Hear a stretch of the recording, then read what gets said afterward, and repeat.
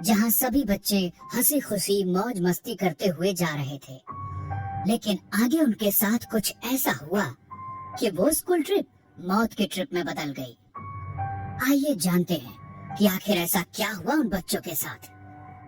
School के बच्चे trip के लिए जा रहे होते हैं।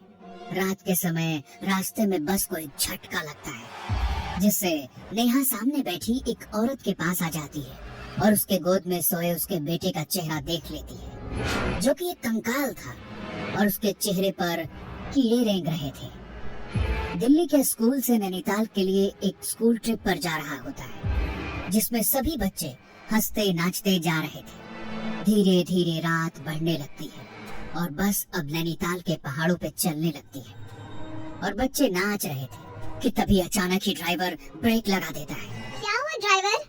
ऐसे बीच रास्ते में बस क्यों रोक दी? मैडम जी, वो देखो एक औरत जो बस के सामने आ गई है। मदद जी, मेरी मदद करो। मेरा घर ऊपर पहाड़ी की तरफ है और रात काफी हो गई है। मुझे भी बस में बिठा लो। मेरा बच्चा काफी छोटा है, मदद करो मेरी। टीचर बाकी सभी टीचर से बात करके उस औरत को बस में बिठा लेती है। उसी बस में नेहा अपनी दोस्त पूजा और उसके भाई रोहन के साथ इस ट्रिप पे आई थी। नेहा थोड़ी देर पहले तक नाच और खेल रही थी, लेकिन उस औरत के आते ही उसको कुछ अजीब सा लगने लगता है। लेकिन उस पर ध्यान न देकर नेहा वापस से खेलने कूदने लगती है। तभी बस को एक झटका लगता है, जिससे औरत ने अपने बच्चे को जिस कपड़े से ढका हुआ होता है वो खुल जाता है और नेहा वहीं पास में खड़ी थी, तो वो बच्चे को देखने की इच्छा से औरत के पास जाती है और बच्चे के चेहरे को देखते ही जोरों से चीखने लगती है। क्या हुआ नेहा? मैम, वो बच्चा कंकाल। क्या कहना चाहती हो? क्या हुआ है? नेहा डरते डरते कहती है, मैम, वो बच्चा नहीं है, वो कंकाल है। नेहा की बात सुन सभी हैरान हो जाते हैं और उस औरत को देखने लगते हैं। तभी वो औरत हंसते हुए अपने बच्चे का चेहरा खोलकर सभी को दिखा देती है और वो एक नॉर्मल सा बच्चा ही था। नेहा, वो देखो, बच्चा ही तो है। देखो, तुम्हें ही देख रहा है। सभी लोग अपनी अपनी जगह पर बैठ जाते हैं और नेहा भी अपनी सीट की तरफ जाने लगती है और जाते जाते वो बच्चे को दोबारा देखती है। इस बार बच्चा बिल्कुल नॉर्मल दिख रहा था। नेहा भी शांत हो जाती है और सभी फिर से मौज मस्ती करने लगते हैं। तभी औरत कहती है, बस मैडम जी, यहाँ ही रोक दीजिए बस। और वो औरत बस से उतर जाती है और जाते वक्त उसके बच्चे का खिलौना बस में ही गिर जाता है, जो रोहन उठाकर अपने पास रख लेता है। उसके जाने के बाद नेहा जब खिड़की से उस औरत को देखती है तो वो बस के पीछे की तरफ जा रही होती है और तभी अचानक ही औरत अपना सर घुमाकर नेहा को देखने लगती है और एक शैतानी हंसी हंसती है। तभी नेहा अपनी टीचर को देखने को कहती है। तभी वो औरत अपना सिर वापस से घुमाकर नीचे की तरफ को ही जाने लगती है। मैम, मैं सच कह रही हूँ, वो बिना घुमे ही पूरा सर घुमाकर मुझे देख रही थी।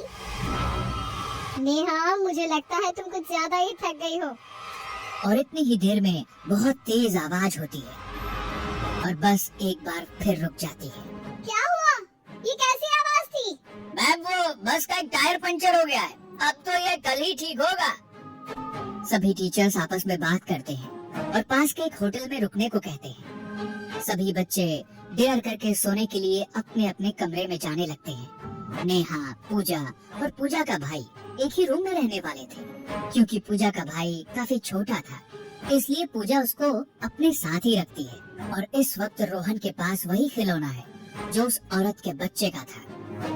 रोहन उस खिलौना के साथ तब से खेल रहा था और तीनों अपने कमरे में आ जाते हैं। कमरा बहुत सुंदर था और उनके कमरे की खिड़कियों से हल्की हल्की ठंडी हवा आ रही थी। नेहा खिड़की से बाहर देखने लगती है। चलिए यहाँ सोते हैं, मुझे बहुत जोरों की नींद आ रही है। ऐसा कहकर दोनों सोने के लिए लेट जाती हैं। लेकिन रोहन अभी भी उसी खिलौने से खेल रहा होता है और अकेले ही उस खिलौने से बात कर रहा होता है। रोहन, चल सो जा, इस खिलौने को रख दे, कल खेल लेना। रोहन ने जैसे कुछ सुना ही ना हो।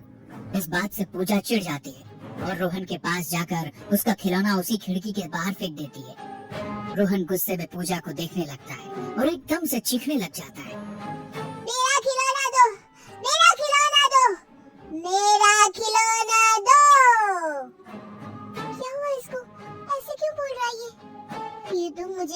मालूम, जब से यहाँ आया है तब से उसी खिलौने के पीछे पड़ा हुआ है। रोहन चुपचाप एक कोने में बैठा बैठा रोने लगता है। वो मेरा खिलौना था, वो मेरा था, वापस दो मुझे अब। रोहन चुपचाप आकर सो जा, बहुत हो गया तेरा ड्रामा। इतने में ही उनके रूम की लाइट बंद हो जाती है।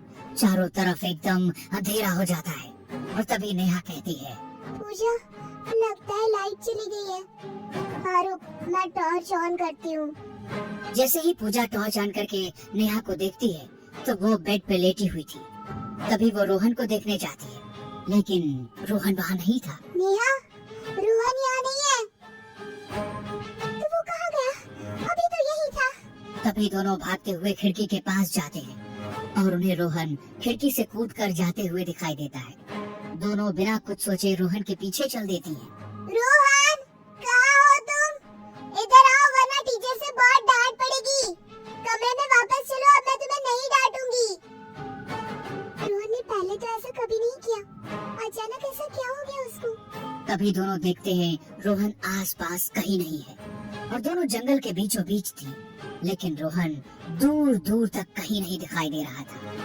तभी दोनों को रोहन की आवाज आती है और उसी डायरेक्शन में जाने लगती है। दोनों देखती हैं कि एक गड्ढे में से आवाज आ रही है। दोनों उस गड्ढे के पास जाती हैं और देखती हैं कि उसमें तो वही खिलौना पड़ा हुआ है जिससे रोहन खेल रहा था और उसी खिलौने से आवाज आने लगती है। दीदी बचाओ मुझे, यहाँ से निकालो मुझे, मुझे यहाँ अकेले डर लग रहा है। ये तो वही खिलौना है ना, उस औरत के बच्चे के पास था। हाँ, जाते वक्त ये खिलौना रोहन ने उठा लिया था, लेकिन इस खिलौने से रोहन की आवाज कैसे आ रही है और रोहन है कहाँ? कुछ तो अजीब है यहाँ। तभी जोरदार चीख के साथ वो खिलौना गड्ढे में से गायब हो जाता है और ये देख दोनों वहाँ से भागने लगती हैं और भागते हुए वो एक घर के पास पहुँचती हैं। पूजा, इस घर में चलो, हमें इनसे मदद लेनी चाहिए। दोनों उस घर के अंदर जाती हैं। घर बिल्कुल वीरान पड़ा हुआ होता है। कोई है घर में? हमें मदद चाहिए। तभी उस घर में से वही औरत निकल कर आती है। क्या मदद चाहिए बच्चों? तुम यहाँ? हाँ, ये मेरा घर है। बोलो क्या चाहिए तुम्हें? मेरा भाई इन जंगलों में कहीं खो गया है, उसको ढूंढने में मदद चाहिए। मैं कहीं नहीं जा सकती, मेरा बच्चा घर पर अकेला है। तभी नेहा की नजर बच्चे के हाथ पे जाती है जिसके पास रोहन जैसा ही एक और खिलौना था। ये देख नेहा उस बच्चे के हाथ से वो खिलौना छीन लेती है। ये तुमने क्या किया? वापस दो जल्दी से। ये मेरी बेटी का है, तुम्हें इसकी सजा जरूर मिलेगी। ये खिलौना तो रोहन के पास भी था। कहाँ है रोहन? क्या किया है तुमने उसके साथ? तभी औरत की गोद में बच्चा रोने लगता है और वो बच्चा रोहन होता है जिसकी आंखें अब लाल लाल हो रखी थी। और ये देख नेहा उस खिलौने को घर के बाहर फेंक देती है। रोहन उल्टा दीवार पे चलते हुए घर से बाहर चला जाता है और वो औरत देखते ही देखते खौफनाक चुड़ैल में बदल जाती है और हवा में उड़ते हुए दोनों के पीछे पड़ जाती है। पूजा और नेहा वहाँ से भागते भागते घर के बाहर आ जाते हैं जहाँ उन्हें रोहन भी दिखाई दे जाता है, लेकिन अब वो एक खिलौने में बदल चुका था। पूजा और नेहा दोनों अपनी जान बचाते हुए जंगल से बाहर जाने लगते हैं कि तभी पूजा को रोहन की आवाज आती है। दीदी, मुझे यहाँ छोड़कर मत जाओ, मेरे पास रुक जाओ तुम भी। देखो ना मुझे कितनी चोट लगी है, मुझे बहुत दर्द हो रहा है दीदी। पूजा, वो रोहन नहीं है, बचाओ आगे, वो तुम्हें भी मार देगी। वो चुड़ैल है, रोहन को उसने पहले ही मार दिया है, अब वो तुम्हें भी मार देगी। बचाओ उसके पास। नहीं, वो रोहन है, मुझे बुला रहा है, मुझे उसके पास जाना है। वो देखो, वो रोहन है, उसको कितनी चोट लगी है। और पूजा रोहन के पास जाती है। तभी वहाँ वही औरत आ जाती है और पूजा और रोहन को अपने साथ उड़ाकर ले जाती है। ये देख नेहा वहाँ से भागने लगती है और भागते भागते रोड पे आ जाती है और थक कर बेहोश हो जाती है। और अगले दिन वह जब उठती है तो देखती है कि जंगल से पूजा और रोहन दोनों की डेड बॉडी मिली है। किसी को मालूम नहीं होता कि आखिर दोनों के साथ क्या हुआ था।